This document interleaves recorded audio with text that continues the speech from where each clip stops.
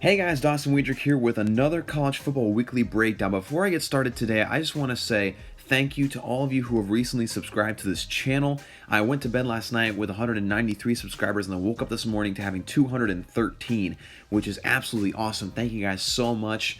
And my next goal / milestone is going to be 500 subscribers, which at that point I'll make a very exciting announcement, especially for all of you who decide to subscribe. So be sure to like, subscribe, and to definitely share some of this content. I'm trying to continue to build this channel.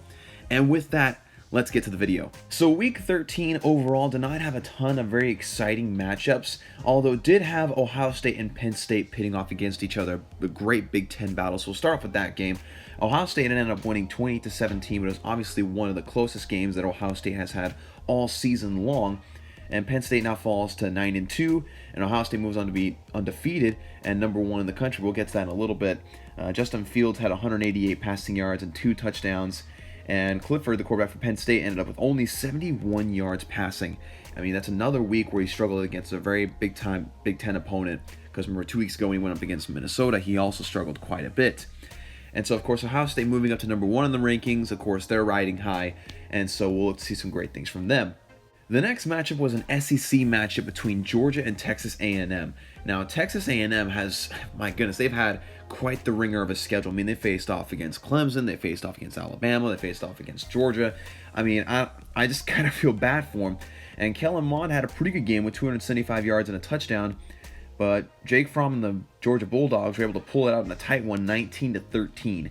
And so Georgia is now 10-1, and Texas A&M now falls to 7-4.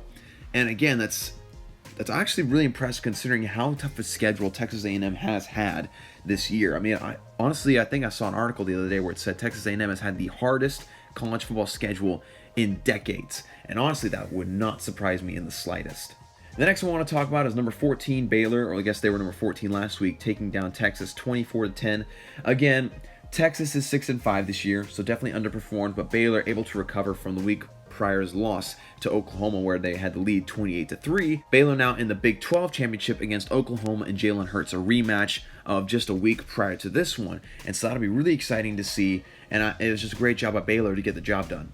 And then the upset of the week. Arizona State, unranked, comes in against number 6 Oregon and beats them 31-28. Now, before this, Oregon was looking like the team that if the Pac-12 was going to have a representative in the college football playoff, it would be Oregon. And then once Oregon lost, you proceeded to see all these different memes about how Oregon blew it. I mean, you just saw all these things where people saying, well, Oregon just shot the Pac-12 in the foot, which they technically did, losing to a 6-5 Arizona State team. And so, I mean, I've been talking about Oregon and Utah the past couple weeks and how I feel like they didn't really deserve to be in those top 8 rankings, especially when they're ranked ahead of Minnesota after they had upset Penn State. But, I mean, that kind of just proves right there.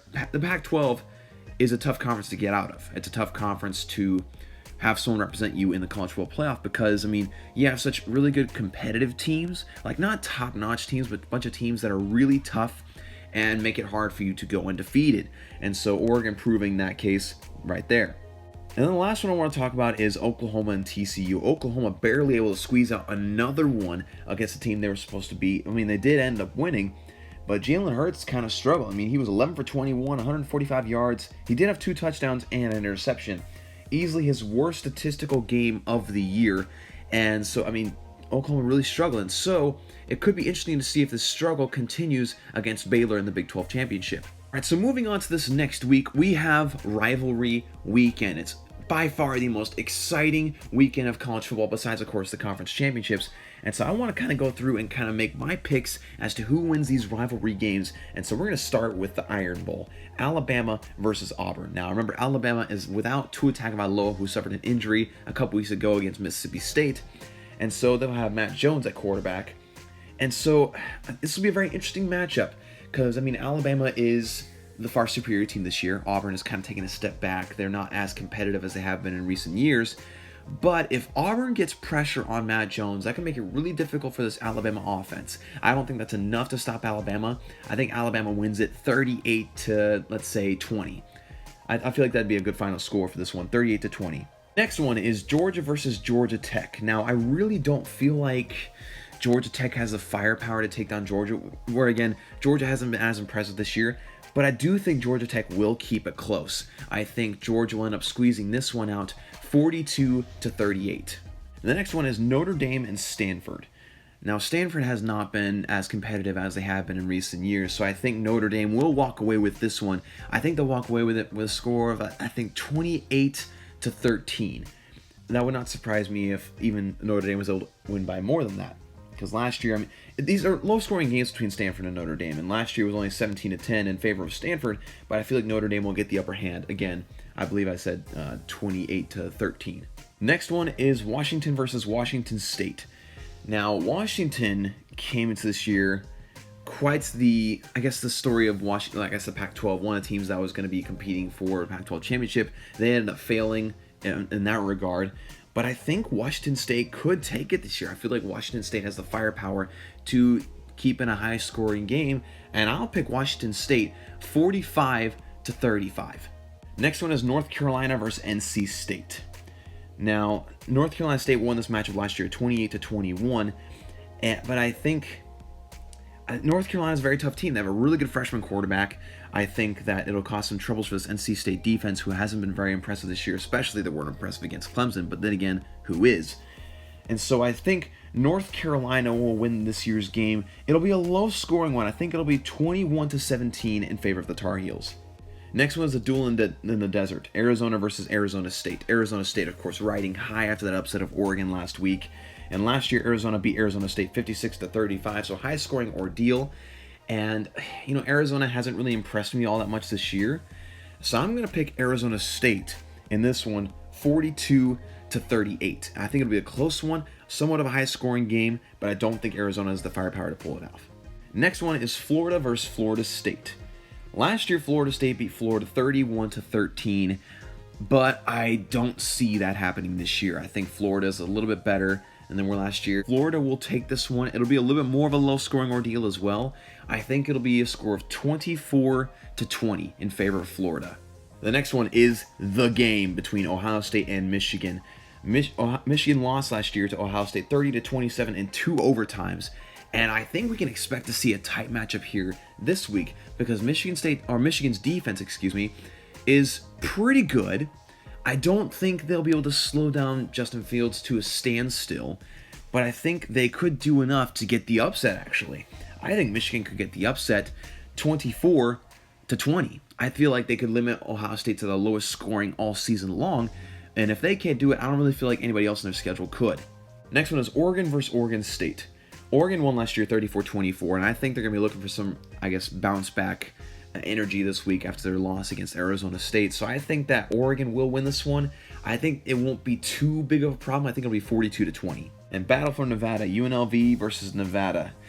Nevada won this game last year 45-10, and honestly, I'm probably going to stay in that same range. I'm going to say 35-13.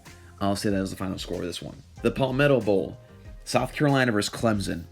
This one I'm actually really excited for because South Carolina has proven to be pretty competitive. They haven't had a very successful season as far as win-loss is concerned, but they were able to upset Georgia earlier in the year, so they have shown their defensive capability against a pretty good offense. Now, I believe Clemson's offense is far superior than Georgia's with, of course, Trevor Lawrence and Travis Etienne, but I think South Carolina can make it interesting, but I feel like Clemson will take the game 45-13. All right, and before I leave, I want to talk about the college football playoff rankings that came out the night before last. And of course, this week at number 1 is Ohio State. At number 2 is LSU. Number 3 is Clemson. Number 4, Georgia. And of course, that wraps out the playoff picture as of right now. At number 5 is Alabama. At number 6 is Utah. And number 7 is Oklahoma with number 8, Minnesota, right behind them. And Baylor comes in at number 9 as well. And so it's a very interesting race right now. I'm not sure if I agree necessarily with Ohio State being number 1. I think LSU barely edges them out in my opinion. I think they should have stayed at number 1. Yes, they showed some weaknesses against, Ole Miss a couple weeks ago with their defense, but they have shown that they can't be stopped offensively. And so I don't quite agree with Ohio State's ranking right there, although they do have a really impressive defense with the teams they've played against. Clemson number 3 I'm okay with. They are undefeated, but I feel like they, again, haven't had the strength of schedule to really make the push for number 2 or number 1, but I'm okay with them being at number 3. Number 4, Georgia. I think out of all the one-loss teams, I would agree with that. I mean, because I don't know. I'm not sold on Alabama this year. I mean, yes, they did lose to LSU, who has been the number 1 team in the nation for a couple weeks this year, but I'm not as sold on them as I would be against Georgia. Yes, Georgia lost to South Carolina, but I think, I don't know, maybe it's just the pessimist in me that hasn't liked seeing Alabama in year after year after year. But I mean, I don't know. And then you have Utah number 6, which I feel like Oklahoma and Minnesota should be higher than Utah. I'm just saying, because again, we've seen that Utah lost to USC earlier in the year, and Oregon, who I think is a superior team to Utah, just lost to Arizona State. And so I don't think Utah necessarily deserves to be up there. Again, that's not their fault that Oregon lost to Arizona State, but I don't think that bodes well for them. But overall, these rankings are fine with me. I think it'll be a very interesting match between Baylor and Oklahoma. Now, what will be interesting to see if Baylor beats Oklahoma in the Big 12 championship game, which I'm kind of torn on whether to say yes or no on that. I think it'll be interesting to see what the committee puts them at, especially with the other games that'll be happening with the different conference championships. But again, it should be a very exciting next couple of weeks. And so that's my breakdown of College Football Week 13. Thank you guys so much for tuning in. Also, thank you guys so much again for helping me get over 200 subscribers. Be sure, if you have not subscribed, to like this video and subscribe.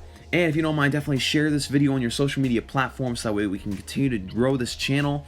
And I'm, again, very thankful to all of you guys who have become a part of this and been subscribing to my channel. And with that, I will see you guys next time.